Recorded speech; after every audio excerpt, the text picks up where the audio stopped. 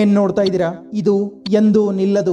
2023 ಮುಕ್ತಾಯ ಆಯಿತು. 2024 ಬಂದು ಜನವರಿ ಕೂಡ ಮುಕ್ತಾಯ ಆಯಿತು. ಕೆಲವರು 2023 ತುಂಬಾ ಕಷ್ಟಗಳಿಂದ ಮತ್ತೆ ಸಮಸ್ಯೆಗಳಿಂದ ಕಳೆದಿರಬಹುದು. ಯಾವ ತರ ಜಗತ್ತು ಬದಲಾಗ್ತಾ ಇದೆ, ಅನೇಕ ಸವಾಲುಗಳು ಬಂದಿರಬಹುದು. ಕೆಲವರು ರಿಜೆಕ್ಷನ್ ಎದುರಿಸಿರಬಹುದು, ಕೆಲವರಿಗೆ ಇನ್ಸಲ್ಟ್ ಆಗಿರಬಹುದು, ಕೆಲವೊಬ್ರು ಫೇಲ್ ಆಗಿರಬಹುದು, ಕೆಲವೊಬ್ಬರಿಗೆ ಜೀವನ ಹೇಗ್ ಬದಲಾಗುತ್ತೆ ಅನ್ನೋ ಚಿಂತೆನೂ ಕಾಡ್ತಾ ಇರಬಹುದು. ನೀವು ಕೂಡ ಅನೇಕ ಸೆಲ್ಫ್ ಕಾನ್ಫಿಡೆನ್ಸ್ ಹೆಚ್ಚಿಸಿಕೊಳ್ಳುವ ವಿಡಿಯೋಗಳನ್ನ ನೋಡಿರಬಹುದು. 2023ರಲ್ಲಿ ಬದಲಾಗ್ತೀನಿ ಅನ್ನೋ ಸಂಕಲ್ಪನೂ ಮಾಡಿರಬಹುದು. ಆದ್ರೆ ನೀವು ಕೂಡ ಬೇರೆ ಎಲ್ಲ ಲಕ್ಷ ಕೋಟಿ ಯುವಕರ ಹಾಗೆ ರೀಲ್ಸ್, ವೈಟಿ ಶಾರ್ಟ್ ನೋಡಿ ಟೈಮ್ ಪಾಸ್ ಮಾಡಿರಬಹುದು. ಈಗ ನಿಮ್ಮಲ್ಲೂ ಉಳಿದಿರೋದು ಒಂದೇ, ಅದುವೇ ಗಿಲ್ಟ್, ಪಶ್ಚಾತ್ತಾಪ. ಬಟ್ ಡೋಂಟ್ ವರಿ, ಈ ವಿಡಿಯೋ 2024ರಲ್ಲಿ ಕಮ್ ಬ್ಯಾಕ್ ಮಾಡಲು ರಾಮ ಬಾಣದ ಹಾಗೆ ಕೆಲಸ ಮಾಡುತ್ತೆ. ನೋಡಿ, ಮನುಷ್ಯ ಕೂಡ ದಶಕಗಳಿಂದ ಬದಲಾಗ್ತಾ ಬಂದ. ಯಾಕಂದ್ರೆ ಮನುಷ್ಯ ಬದಲಾಗಬೇಕು ಅನ್ಕೊಂಡಿದ್ದ. ಆದ್ರೆ ಪ್ರಾಣಿಗಳು ಮುಂಚೆನೂ 4 ಕಾಲುಗಳ ಮೇಲೆ ನಡೀತಾ ಇದ್ವು, ಇವತ್ತು ಕೂಡ 4 ಕಾಲುಗಳ ಮೇಲೆ ನಡೀತಾ ಇವೆ. ಯಾಕಂದ್ರೆ ಅವು ಬದಲಾಗಬಾರದು ಅಂತ ಅಂದುಕೊಂಡಿವೆ. ಆದ್ರೆ ನಾಯಿ 2 ಕಾಲುಗಳ ಮೇಲೆ ನಡೆಯಬಹುದು, ಹುಲಿ ಬೆಂಕಿಯಲ್ಲಿ ಹಾರಬಹುದು. ನಾವು ಅವುಗಳನ್ನ ಕಲಿಸಿದ್ರೆ ಮಾತ್ರ. ಆದ್ರೆ ಅವು ತಾನಾಗಿಯೇ ಬದಲಾಗಬೇಕು ಅನ್ಕೊಳ್ಳೋದಿಲ್ಲ. ಅದಕ್ಕೆ ಅವುಗಳಲ್ಲಿ ಪರಿವರ್ತನೆ ಆಗಿಲ್ಲ. ಹಾಗಿದ್ರೆ ನೀವು ಕೂಡ 2024ರಲ್ಲಿ ಬದಲಾಗಬೇಕು ಅನ್ಕೊಂಡ್ರೆ ನಾನ್ ನಿಮ್ಗೆ ಕೇವಲ 5 ಪಾಯಿಂಟ್ಸ್ ಗಳನ್ನ ಹೇಳ್ತೀನಿ. ಒಂದ್ ವೇಳೆ ನೀವು ಇವುಗಳನ್ನ ಫಾಲೋ ಮಾಡಿದ್ರೆ 1 ವರ್ಷ ಅಲ್ಲ, ಕೇವಲ 6 ತಿಂಗಳಲ್ಲಿ ನಿಮ್ಮಲ್ಲೂ ಬದಲಾವಣೆ ಬರುತ್ತೆ. ಹಾಗಿದ್ರೆ ಈ ವಿಡಿಯೋವನ್ನ ಎಂಡ್ ವರೆಗೆ ಮಿಸ್ ಮಾಡದೆ ನೋಡಿ. Become mentally super strong. ನೀವು ಇದನ್ನಂತೂ ಕೇಳಿರಬಹುದು. ನೀವು ಹೇಗೆ ಯೋಚನೆ ಮಾಡ್ತೀರಾ ಹಾಗೆ ಆಗ್ತೀರಾ. ಹಾಗಿದ್ರೆ ಈಗ ಯೋಚನೆ ಮಾಡಿ, ನಾ ಪೂರ್ತಿ ದಿನ ಏನ್ ಯೋಚನೆ ಮಾಡ್ತೀನಿ ಅಂತ. ಒಂದ್ ವೇಳೆ ನೀವು ಡಿಪ್ರೆಷನ್ ನಲ್ಲಿ ಇರ್ತೀರಾ, ಓವರ್ ಥಿಂಕಿಂಗ್ ಮಾಡ್ತೀರಾ, ತಮ್ಮ ಬಗ್ಗೆ ತಾವೇ ನೆಗೆಟಿವ್ ಆಗಿ ಕೆಟ್ಟದಾಗಿ ಯೋಚನೆ ಮಾಡ್ತೀರಾ ಅಂದ್ರೆ ನೀವು ಯಾವ ತರ ಆಗ್ತೀರಾ ಅಂತ ಯೋಚನೆ ಮಾಡಿ. ಅಂದ್ರೆ ಮೈಂಡ್ ನಲ್ಲಿ ಎಂತ ಬೀಜ ಬಿತ್ತನೆ ಮಾಡ್ತೀರಾ ಆ ತರನೇ ನಿಮ್ಮ ಭವಿಷ್ಯ ನಿರ್ಮಾಣ ಆಗುತ್ತೆ. ಎಲ್ಲಿವರೆಗೆ ನೀವು ಮೆಂಟಲಿ ಸ್ಟ್ರಾಂಗ್ ಆಗೋದಿಲ್ಲ, ಎಲ್ಲಿವರೆಗೆ ನೀವು ನಿಮ್ಮ ಮೈಂಡ್ ನಿಂದ ಆಕ್ಷನ್ ತಗೊಳ್ಳೋದಿಲ್ಲ, ಬದಲಾಗಿ ಫೀಲಿಂಗ್ಸ್, ಇಮೋಷನ್ ನಿಂದ ಆಕ್ಷನ್ ತಗೊಳ್ತೀರಾ, ಅಲ್ಲಿವರೆಗೆ ಮೆಂಟಲಿ ವೀಕ್ ಆಗೇ ಇರ್ತೀರಾ. ಆದರೆ ಯಾವಾಗ ನೀವು ಮೆಂಟಲಿ ಸ್ಟ್ರಾಂಗ್ ಆಗ್ತೀರಾ, ಇಮೋಷನ್ಸ್, ಫೀಲಿಂಗ್ಸ್ ಮತ್ತೆ ಆಕ್ಷನ್ ನಿಮ್ಮ ಕಂಟ್ರೋಲ್ ನಲ್ಲಿ ಇರುತ್ತೆ, ಆಗ ಮಾತ್ರ ನೀವು ಮೆಂಟಲಿ ಸ್ಟ್ರಾಂಗ್ ಆಗೋದು. ಅಂದ್ರೆ ನಿಮ್ಮಲ್ಲಿ ಸೆಲ್ಫ್ ಕಂಟ್ರೋಲ್ ಹೆಚ್ಚಾಗೋದು. ಅದಕ್ಕಾಗಿ ಕಂಟ್ರೋಲ್ ಮಾಡಿ ಆ ಎಲ್ಲ ವಿಷಯಗಳನ್ನ ನಿಮ್ಮನ್ನ ಮುಂದೆ ಹೋಗಲು ತಡೆಯುತ್ತೆ. ಈ ಎಲ್ಲ ಇಮೋಷನ್ಸ್, ಫೀಲಿಂಗ್ಸ್ ಮತ್ತೆ ಮೂಡ್ಗೆ ಇಂಪಾರ್ಟೆನ್ಸ್ ಕೊಡಬೇಡಿ. ಯಾಕಂದ್ರೆ ಇದು ಪ್ರತಿಕ್ಷಣ ಬದಲಾಗ್ತಾ ಇರುತ್ತೆ. ನೋಡಿ, ಮೆಂಟಲಿ ವೀಕ್ ಆಗಿದ್ದಾಗ ಮನುಷ್ಯನ ಮುಂದೆ ಸ್ವಲ್ಪ ಕಷ್ಟ ಅಥವಾ ಸಮಸ್ಯೆ ಬಂದ್ರು ಜನ ಅದನ್ನ ಎಂಗ್ಸೈಟಿ ಅಂತಾರೆ. ಸ್ವಲ್ಪ ಮೂಡ್ ಸ್ಯಾಡ್ ಆದ್ರೆ ಸಾಕು, ಜನ ಅದನ್ನ ಡಿಪ್ರೆಷನ್ ಅನ್ಕೊಂಡು ತಮ್ಮ ಲೇಜಿ ಬಿಹೇವಿಯರ್ ಅನ್ನ ಸಮರ್ಥಿಸಿಕೊಳ್ತಾರೆ. ಇದೆಲ್ಲ ಆಗ್ತಾ ಇರೋದು ಸೋಷಿಯಲ್ ಮೀಡಿಯಾದಿಂದ. ಯಾಕಂದ್ರೆ ಸೋಷಿಯಲ್ ಮೀಡಿಯಾ ಈ ಸೂಕ್ಷ್ಮ ವಿಷಯಗಳನ್ನ ಎಷ್ಟು ಕಾಮನ್ ಆಗಿ ಮಾಡಿದೆ ಅಂದ್ರೆ ಆಂಗ್ಸೈಟಿ, ಡಿಪ್ರೆಷನ್ ಅಲ್ಲಿರೋದು ಒಂಥರ ಫ್ಯಾಷನ್ ಆಗಿದೆ. ಸ್ವಲ್ಪ ಸಮಸ್ಯೆ ಬಂದ್ರು ಫೀಲಿಂಗ್ ಸ್ಯಾಡ್ ಅಂತ ಸ್ಟೇಟಸ್ ಹಾಕೋತಾರೆ. ಪ್ರತಿಯೊಬ್ರು ಡಾಕ್ಟರ್ ಹತ್ರ ಹೋಗೋದು ಬಿಟ್ಟು ಹೇಳ್ತಾ ಇದ್ದಾರೆ ನನಗೆ ಆಂಗ್ಸೈಟಿ ಇದೆ, ನನಗೆ ಡಿಪ್ರೆಷನ್ ಇದೆ ಅಂತ. ಯಾಕಂದ್ರೆ ಜನ ಸ್ವತಃ ಇದನ್ನ ವಿಸ್ತರಣೆ ಮಾಡ್ತಾ ಇದ್ದಾರೆ. ಡಿಪ್ರೆಷನ್ ತುಂಬಿರುವ ರೀಲ್ಸ್, ವೈಟಿ ಶಾರ್ಟ್ಸ್ ನೋಡಿ.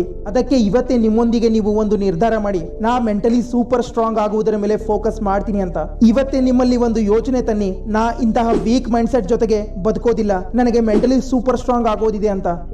ಒಂದ್ ವೇಳೆ ನನಗೆ ನಿಜವಾಗ್ಲೂ ಡಿಪ್ರೆಷನ್, ಆಂಗ್ಸೈಟಿ ಇದ್ರೆ ನಾ ಡಾಕ್ಟರ್ ಹತ್ರ ಹೋಗ್ತೀನಿ. ಒಂದ್ ವೇಳೆ ಡಾಕ್ಟರ್ ಹತ್ರ ಹೋಗೋದಿಲ್ಲ ಅಂದ್ರೆ ಇದು ಡಿಪ್ರೆಷನ್, ಆಂಗ್ಸೈಟಿ ಇಲ್ವೇ ಇಲ್ಲ. ಇದು ಕೇವಲ ನಾ ಆಕ್ಷನ್ ತಗೊಳ್ಳದೇ ಇರಲು ಮಾಡ್ತಾ ಇರುವ ನೆಪ ಮಾತ್ರ. ನೋಡಿ, ಜೀವನದಲ್ಲಿ ನಿಮಗೆ ಸಕ್ಸಸ್ ಬೇಕು ಅಂದ್ರೆ ಅದಕ್ಕೆ ತಕ್ಕಂತೆ ನೀವು ಮೈಂಡ್ ಸೆಟ್ ಕೂಡ ನಿರ್ಮಾಣ ಮಾಡ್ಕೋಬೇಕಾಗುತ್ತೆ. ಯಾಕಂದ್ರೆ ವೀಕ್ ಮೈಂಡ್ ಸೆಟ್ ನಿಂದ ಸಕ್ಸಸ್ ಸಿಗೋದಿಲ್ಲ. ಒಂದ್ ವೇಳೆ ಸಿಕ್ಕರು ಅದು ಜಾಸ್ತಿ ದಿನ ಉಳಿಯೋದಿಲ್ಲ. ಅದಕ್ಕೆ ನಿಮ್ಮಲ್ಲಿ ಸೆಲ್ಫ್ ಕಂಟ್ರೋಲ್ ಹೆಚ್ಚಿಸಿಕೊಳ್ಳಲು ಪ್ರತಿದಿನ ಬೆಳಗ್ಗೆ ಒಂದೇ ಸಮಯದಲ್ಲಿ ಎದ್ದೇಳಿ. ಯಾಕಂದ್ರೆ ಈ ಸಿಂಪಲ್ ಆದ ಸ್ಟೆಪ್ ನಿಮ್ಮನ್ನ ಸೈಕಾಲಜಿಕಲಿ ಪ್ರೇರಣೆ ನೀಡುತ್ತೆ ಮೆಂಟಲಿ ಸ್ಟ್ರಾಂಗ್ ಆಗಲು. ಮತ್ತೆ ಇದೇ ನಿಮ್ಮನ್ನ ದಿನವಿಡೀ ಸಮಸ್ಯೆಗಳ ವಿರುದ್ಧ ಹೋರಾಡಲು ಪ್ರೇರಣೆ ನೀಡುತ್ತೆ. ಸಬ್ ಕಾನ್ಶಿಯಸ್ಲಿ ಸೆಲ್ಫ್ ರೆಸ್ಪೆಕ್ಟ್ ಹೆಚ್ಚಿಸುತ್ತೆ. ಯಾಕಂದ್ರೆ ನೀವು ದಿನದ ಪ್ರಾರಂಭ ಪಾಸಿಟಿವ್ ಮೈಂಡ್ ಸೆಟ್ ನಿಂದ ಪ್ರಾರಂಭ ಮಾಡ್ತಿರಲ್ಲ, ಅದಕ್ಕೆ. ಇದರ ಜೊತೆಗೆ ನಿಮ್ಮಲ್ಲಿ ಯಾವುದಾದ್ರೂ ಒಂದು ಬ್ಯಾಡ್ ಬಿಹೇವಿಯರ್ ಇದ್ರೆ ಅದನ್ನ ಕಡಿವಾಣ ಹಾಕಿ. ಯಾಕಂದ್ರೆ ಇದೇ ನಿಮ್ಮನ್ನ ಸ್ವಲ್ಪ ಮೆಂಟಲಿ ವೀಕ್ ಅನ್ನಾಗಿ ಮಾಡುತ್ತೆ. ಅದು ದಿನ ಬೆಳಿಗ್ಗೆ ಸಿಹಿ ತಿನ್ನೋದೇ ಆಗಿರ್ಬೋದು, ಇಂಟರ್ನೆಟ್ ನಲ್ಲಿ ಕೆಟ್ಟದನ್ನ ನೋಡೋದು, ಇಲ್ಲ ಮಾಸ್ಟರ್ಬೇಷನ್ ಮಾಡ್ಕೊಳ್ಳೋದು, ಇಲ್ಲ ಯಾವುದೋ ಒಂದು ಬ್ಯಾಡ್ ಹ್ಯಾಬಿಟ್ ಆಗಿರ್ಬೋದು. ಅದನ್ನ ನೀವು ದೂರ ಮಾಡಬೇಕು. ನೀವು ಬದಲಾಗಬೇಕು ಅಂದ್ರೆ ನೀವು ನಿಮ್ಮ ಜೊತೆ ಹೋರಾಟ ಮಾಡಲೇಬೇಕು. ಆ ಹೋರಾಟದಲ್ಲಿ ಗೆಲ್ಲುವ ಮೂಲಕ ನೀವು ಮೆಂಟಲಿ ಸ್ಟ್ರಾಂಗ್ ಆಗ್ತೀರಾ. Focus on your purpose. ನೀವು ನಿಮ್ಮ ಜೀವನದಲ್ಲಿ ಮಾಡಬೇಕು ಅಂತ ಅಂದುಕೊಂಡಿರುವ ಉದ್ದೇಶ ನಿಮ್ಗೆ ಗೊತ್ತಿರಬೇಕು, ಇಲ್ಲ ಗೊತ್ತಿಲ್ಲದೆ ಇರಬಹುದು. ಒಂದ್ ವೇಳೆ ಗೊತ್ತಿಲ್ಲ ಅಂದ್ರೆ ಅದನ್ನ ಬೇಗ ಹುಡುಕಿ. ಯಾಕಂದ್ರೆ ನಮ್ಮೆಲ್ಲರ ಜೀವನದಲ್ಲಿ ಒಂದು ಇಂಪಾರ್ಟೆಂಟ್ ಪರ್ಪಸ್ ಇದ್ದೇ ಇರುತ್ತೆ. ನಾವು ವರ್ಕ್ ಏನ್ ಮಾಡ್ತೀವಿ, ಭವಿಷ್ಯದಲ್ಲಿ ನಮ್ಮ ಪೊಸಿಷನ್ ಎಲ್ಲಿರ್ಬೇಕು ಅನ್ನೋದನ್ನ ಇದೇ ಡಿಸೈಡ್ ಮಾಡುತ್ತೆ. ಯಾಕಂದ್ರೆ ಇದು ನಿಮ್ಗಷ್ಟೇ ಗೊತ್ತಿರುತ್ತೆ, ಬೇರೆ ಯಾರಿಗೂ ಗೊತ್ತಿರೋದಿಲ್ಲ. ಅದು ನಿಮ್ಮ ಗುರಿ ಆಗಿರ್ಬೋದು. ಕೆಲವೊಬ್ಬರಿಗೆ UPSC ಟಾಪ್ ಮಾಡ್ಬೇಕು ಅನ್ನೋ ಆಸೆ ಇರುತ್ತೆ, ಕೆಲವೊಬ್ಬರು ಡಾಕ್ಟರ್, ಇಂಜಿನಿಯರ್, ಸಿಂಗರ್, ಡ್ಯಾನ್ಸರ್ ಆಗ್ಬೇಕು ಅನ್ನೋ ಆಸೆ ಇರುತ್ತೆ, ಅಥವಾ ಕೆಲವೊಬ್ಬರಿಗೆ ದೇಶ ವಿದೇಶ ಸುತ್ತಬೇಕನ್ನೋ ಆಸೆ ಇರುತ್ತೆ. ಅದು ಏನೇ ಆಗಿರಬಹುದು, ಅದನ್ನ ಮಾಡಲು ಪ್ರತಿದಿನ ಬೆಳಗ್ಗೆ ಆ ವಿಷಯದ ಮೇಲೆ 90 ನಿಮಿಷ ಆದ್ರೂ ಕೆಲಸ ಮಾಡಲೇಬೇಕು. ಯಾಕಂದ್ರೆ ಬೆಳಿಗ್ಗೆ ಈ ಕೆಲಸ ಕಂಪ್ಲೀಟ್ ಮಾಡಿದ ನಂತರ ನಿಮ್ಗೆ ಫೀಲ್ ಆಗುತ್ತೆ ನಾ ಈ ದಿನವನ್ನು ವೇಸ್ಟ್ ಮಾಡಿಲ್ಲ ಅಂತ. ಆದ್ರೆ ಒಂದು ಮಾತು ನೆನಪಿರಲಿ, ನೀವು ಅಂದುಕೊಂಡಿರುವ ಗುರಿ ಸಾಧಿಸಲು ನಿಮ್ಗೆ 10 ಹಲವು ಕೆಲಸ ಮಾಡುವ ಅವಶ್ಯಕತೆ ಇಲ್ಲ. ಬದಲಾಗಿ ಒಂದೇ ಕೆಲಸ ಮಾಡಿ ಜೀವನದ ಉದ್ದೇಶದ ಜೊತೆ ಕನೆಕ್ಟ್ ಆಗಿರುವಂತದ್ದು. ನಿಮಗಿದು ಗೊತ್ತಾ, ನಮ್ಮ ಉದ್ದೇಶವನ್ನು ಪೂರ್ತಿಯಾಗಲು ಯಾವ ವಿಷಯ ತಡಿತಾ ಇದೆ ಅಂತ? ಅದುವೇ quit social media and phone. ಪ್ರತಿಯೊಂದು ಕೆಲಸ ಮಾಡೋದಕ್ಕಿಂತ ಮುಂಚೆ ನಮಗೆ ಬೇಕಾಗಿರುವುದು ಫೋಕಸ್. ಅದಕ್ಕೆ ಈ ನಿಯಮದಿಂದ ನಾವು ನಮ್ಮ ಫೋಕಸ್, ಕಾನ್ಸಂಟ್ರೇಷನ್ ಮತ್ತೆ ಅಟೆನ್ಷನ್ ಅನ್ನ ಹೆಚ್ಚಿಸೋಣ. ನೋಡಿ, ಯಾವುದೇ ಒಬ್ಬ ವ್ಯಕ್ತಿ ಫೋನ್ ಅಡಿಕ್ಷನ್ ಕಡಿಮೆ ಮಾಡಿದ್ರೆ ಸಾಕು, ಆ ವ್ಯಕ್ತಿ ಬೇರೆ ಎಲ್ಲ 99% ಜನರಿಗಿಂತಲೂ ಮುಂದೆ ಹೋಗ್ತಾನೆ. ಯಾಕಂದ್ರೆ ಇದು ನಿಮ್ಮ ಬೆಸ್ಟ್ ಫ್ರೆಂಡ್ ರೂಪದಲ್ಲಿರೋ ಈ ನಿಮ್ಮ ಫೋನ್ ನಿಮ್ಮ ಅತಿ ದೊಡ್ಡ ಶತ್ರು ಕೂಡ ಆಗಿದೆ. ಆದ್ರೂ ಕೂಡ ನಾವೆಲ್ಲರೂ ಇದರ ಜೊತೆ ಜಾಸ್ತಿ ಸಮಯ ಕಳಿತೀವಿ.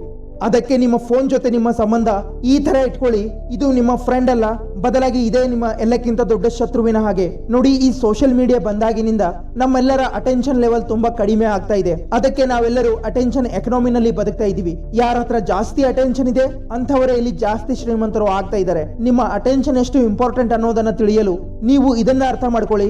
ನಿಮ್ಮ ಸ್ಕ್ರೀನ್ ಮೇಲೆ ಬಂದಿರುವ ಆಡ್ ಅನ್ನ ಸ್ಕಿಪ್ ಮಾಡಲು ಕೇವಲ ನೀವು 4 ರಿಂದ 5 ಸೆಕೆಂಡ್ ಅಷ್ಟೇ ವೇಟ್ ಮಾಡ್ತೀರಾ.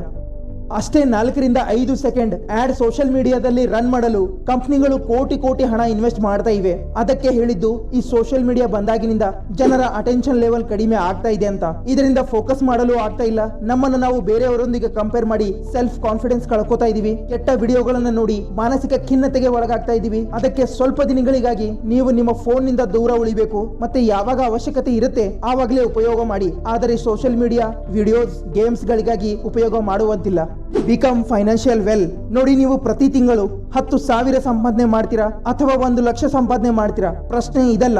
ಆದ್ರೆ ನೀವು ಸಂಪಾದನೆ ಮಾಡಿರುವ 500 ರೂಪಾಯಿ ಕೂಡ ಸರಿಯಾಗಿ ಉಪಯೋಗ ಮಾಡ್ಕೊಳ್ಳೋದಿಲ್ಲ ಅಂದ್ರೆ ನಿಮ್ಗೆ ಎಷ್ಟೇ ಹಣ ಕೊಟ್ರು ಏನ್ ಪ್ರಯೋಜನ? ಅದಕ್ಕೆ ನಿಮ್ಮ ಫೋಕಸ್ 2 ನಿಯಮದ ಮೇಲೆ ಇರಬೇಕು.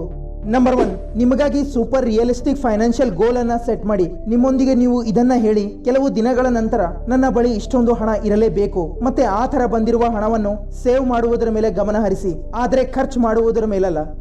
ಗೋಲ್ ಸೆಟ್ ಮಾಡಿದ ನಂತರ ನಂಬರ್ 2, ಹಣ ಸಂಪಾದನೆ ಮಾಡುವುದನ್ನ ಕಲಿಬೇಕು. ಯಾವುದಾದ್ರೂ ಒಂದು ಇನ್ಕಮ್ ಸೋರ್ಸ್ ಅನ್ನ ನಿರ್ಮಾಣ ಮಾಡ್ಕೊಳ್ಳಿ. ಯಾಕಂದ್ರೆ ಬರುವಂತ 3 ರಿಂದ 4 ತಿಂಗಳಲ್ಲಿ ನಿಮ್ಮ ಹತ್ರ ಹಣ ಬರಬೇಕು. ನಿಮ್ಗೆ ಇಷ್ಟ ಇರುವಂತ ಕೆಲಸವನ್ನ ಆಯ್ಕೆ ಮಾಡ್ಕೊಳ್ಳಿ. ಅದು ಫ್ರೀಲಾನ್ಸಿಂಗ್ ಆಗಿರ್ಬೋದು, ಇಲ್ಲ ಪಾರ್ಟ್ ಟೈಮ್ ಜಾಬ್ ಆಗಿರ್ಬೋದು. ಅದರಿಂದ ನಿಮ್ಗೆ ಒಂದಿಷ್ಟು ಅಮೌಂಟ್ ಬರ್ತಾ ಇರಬೇಕು. ಯಾಕಂದ್ರೆ ನಿಮ್ಮ ಮೈಂಡ್ ಸೆಟ್ ಹಣ ಸಂಪಾದನೆ ಕಡೆ ಇದ್ರೆ ನಿಮ್ಗೆ ತಾನಾಗಿ ಐಡಿಯಾಗಳು ಬರೋದು ಪ್ರಾರಂಭ ಆಗುತ್ತೆ. Get physically stronger. ಕೆಲವು ದಿನಗಳಲ್ಲ, ಕೆಲವು ತಿಂಗಳ ನಂತರ ನಿಮ್ಮಲ್ಲಿ ಪರಿವರ್ತನೆ ಆಗ್ಬೇಕು ಅಂದ್ರೆ ನೀವು ನಿಮ್ಮ ಹೆಲ್ತ್ ಕಡೆ ಗಮನ ಕೊಡಲೇಬೇಕು. ಅದು ಪೂರ್ತಿ ಆಗುತ್ತೆ ಈ ನಿಯಮವನ್ನು ಫಾಲೋ ಮಾಡುವುದರ ಮೂಲಕ. ನೀವು ಒಳಗಿನಿಂದ ಫಿಟ್ ಆಗ್ಬೇಕು. ನಿಮ್ಮಲ್ಲಿ ಸ್ಟೆಮಿನಾ, ಸ್ಟ್ರೆಂತ್, ಫ್ಲೆಕ್ಸಿಬಿಲಿಟಿ, ಪವರ್ ಎಲ್ಲವೂ ಬೆಸ್ಟ್ ಆಗಿರ್ಬೇಕು. ಹಾಗಿದ್ರೆ ಇದನ್ನ ಮಾಡಲು 2 ನಿಯಮಗಳಿವೆ. ಅವುಗಳನ್ನು ನೀವು ಫಾಲೋ ಮಾಡಬೇಕು. 1, ಪ್ರತಿದಿನ 30 ನಿಮಿಷ ವರ್ಕೌಟ್ ಮಾಡಬೇಕು. ಇದನ್ನ ಬೇಕಿದ್ರೆ ಮನೆಯಲ್ಲೇ ಮಾಡಬಹುದು, ಇಲ್ಲ ಆಚೆ ಪಾರ್ಕ್ ನಲ್ಲೂ ಮಾಡಬಹುದು, ಇಲ್ಲ ಜಿಮ್ ನಲ್ಲೂ ಮಾಡಬಹುದು. ಯಾಕಂದ್ರೆ ಪ್ರತಿದಿನ ನಿಮ್ಮ ದೇಹವನ್ನು ಯಾವುದಾದ್ರೂ ಪ್ರೆಷರ್ ನಿಂದ ಅಥವಾ ದೈಹಿಕವಾಗಿ ದೇಹವನ್ನು ಹಿಗ್ಗಿಸಬೇಕು. ಅದರ ಲಿಮಿಟ್ ವರೆಗೆ ಅದನ್ನ ಪುಷ್ ಮಾಡಬೇಕು. ಒಂದ್ ವೇಳೆ ಇದು ಜಾಸ್ತಿ ಆದ್ರೆ ಪ್ರತಿದಿನ 30 ನಿಮಿಷ ವಾಕ್ ಮಾಡುವುದರಿಂದ ಪ್ರಾರಂಭ ಮಾಡಬಹುದು. ನಂಬರ್ 2, ಕ್ಲೀನ್ ಮತ್ತೆ ಹೆಲ್ದಿ ಡಯಟ್ ಅನ್ನ ಫಾಲೋ ಮಾಡಿ. ಆಚೆ ಕಡೆ ಸಿಗುವ ಫಾಸ್ಟ್ ಫುಡ್ ಅಲ್ಲ, ಬದಲಾಗಿ ಪೌಷ್ಟಿಕಾಂಶ ತುಂಬಿರುವ ಆಹಾರವನ್ನ ಸೇವನೆ ಮಾಡಿ. ಇದಕ್ಕಾಗಿ ನೀವು ಏನು ಮಾಡಬೇಕಾಗಿಲ್ಲ. ಮನೆಯಲ್ಲಿ ತಯಾರಿಸಿರುವ ಆಹಾರವನ್ನ ಸೇವನೆ ಮಾಡಿ. ಫಿಸಿಕಲಿ ಮತ್ತೆ ಮೆಂಟಲಿ ಫಿಟ್ ಆಗೋದು ಯಾವುದೇ ಒಂದು ಗುರಿ ಅಲ್ಲ, ಬದಲಾಗಿ ಇದು ಒಂದು ಲೈಫ್ ಸ್ಟೈಲ್ ಇದೆ. ಇದನ್ನ ನೀವು ಪ್ರತಿದಿನ ಅನುಭವಿಸಬೇಕು. ಕೇವಲ ಈ ಸಣ್ಣ ಪುಟ್ಟ ಬದಲಾವಣೆಗಳೇ ಜೀವನದಲ್ಲಿ ದೊಡ್ಡ ದೊಡ್ಡ ಬದಲಾವಣೆಗಳು ತರುತ್ತೆ, ನೆನಪಿರಲಿ.